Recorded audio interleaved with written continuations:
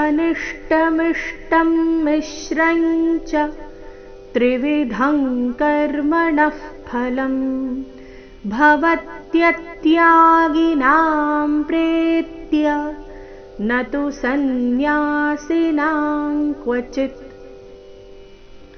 अनिष्टमिष्टं अनिष्ट ನಿ ಮೇಲೆ ಆಘಾತ, ಮುಂದೆ ಮಿಷ್ಟಂ ಮಿ ಮೇಲೆ ಆಘಾತ. ಇಲ್ಲಿ ನೀ ಮತ್ತೆ ಮೀ ಆದ ನಂತರ ಒಂದೇ ರೀತಿಯ ಸಂಯುಕ್ತಾಕ್ಷರ ಬಂದಿದೆ. ಅದರಲ್ಲಿ ಏನೇನಿದೆ? ಅರ್ಧ ಮೂರ್ಧನ್ಯ ಶ ಮತ್ತೆ ಪೂರ್ತಿ ಟ ಇದೆ. ಅನಿಷ್ಟಮಿಷ್ಟಂ ಮಿಶ್ರಂಚ ಮಿಶ್ರಂಚ ಅನಿಷ್ಟಮಿಷ್ಟಂ ಮಿಶ್ರಂಚ ತ್ರಿವಿಧಂ ಕರ್ಮಣಃ ಫಲಂ ತ್ರಿವಿಧಂ ಕರ್ಮಣಃ ಫಲಂ. ಎಲ್ಲ ಅಕ್ಷರಗಳು ರಸ್ವ ಇದೆ ಎರಡನೇ ಚರಣದಲ್ಲಿ. ತ್ರಿವಿಧಂ ಅನುಸ್ವಾರ, ಕರ್ಮಣಃ ವಿಸರ್ಗ ಇದೆ ಇಲ್ಲಿ, ಮುಂದೆ ಫಲಂ. ಭವತ್ಯತ್ಯಾಗಿನಾಂ ಪ್ರೇತ್ಯ ಭವತ್ಯತ್ಯಾ ಆಘಾತಗಳ ಮೇಲೆ ಗಮನ, ಎರಡನೇ ಮೂರನೇ ಅಕ್ಷರದ ಮೇಲೆ ಆಘಾತ ಈ ಶಬ್ದದಲ್ಲಿ. ಭವತ್ಯತ್ಯಾಗಿನಾಂ ಪ್ರೇತ್ಯ ಪ್ರೇ ದೀರ್ಘ ಬಂದು ನಂತರ ಆಘಾತ ಬರಬೇಕು. ಪ್ರೇತ್ಯ ನತು ಸನ್ಯಾಸಿನಾಂ ಕ್ವಚಿತ್. ನತು ಎರಡು ರಸ್ವ, ನತು ಈ ರೀತಿ ಬರಬಾರ್ದು.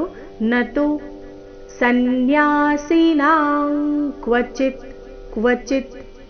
ಕೊನೆಗೆ ಅರ್ಧತ ಇದೆ, ಕ್ವ ಚಿ ಆದ ನಂತರ ಅರ್ಧತ ಕ್ವಚಿತ್.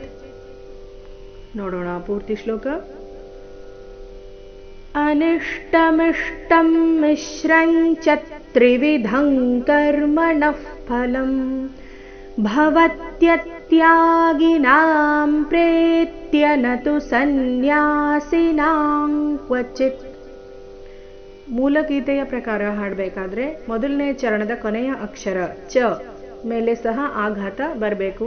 ಕಾರಣ ಎರಡನೇ ಚರಣ ತ್ರಿವಿಧಂ ತ್ರಿ ಅನ್ನೋ ಸಂಯುಕ್ತಾಕ್ಷರದೊಂದಿಗೆ ಪ್ರಾರಂಭ ಆಗ್ತಾ ಇದೆ. ಅದಕ್ಕಾಗಿ ಮೊದಲನೇ ಚರಣದ ಕೊನೆಯ ಅಕ್ಷರ ಚ ಮೇಲೆ ಆಘಾತ. ತದ್ದು ಯಾವ ರೀತಿ ಬರಬೇಕು ಮತ್ತೊಮ್ಮೆ ನೋಡೋಣ. ಅನಿಷ್ಟಮಿಷ್ಟಂ ಮಿಶ್ರಂಚ ತ್ರಿವಿಧಂ ಮಿಶ್ರಂಚ ತ್ರಿವಿಧಂ ಕರ್ಮಣಃ ಫಲಂ ಭವತ್ಯತ್ಯಾಗಿನಾಂ ಪ್ರೇತ್ಯ ನತು ಸನ್ಯಾಸಿನಾಂ ಕ್ವಚಿತ್.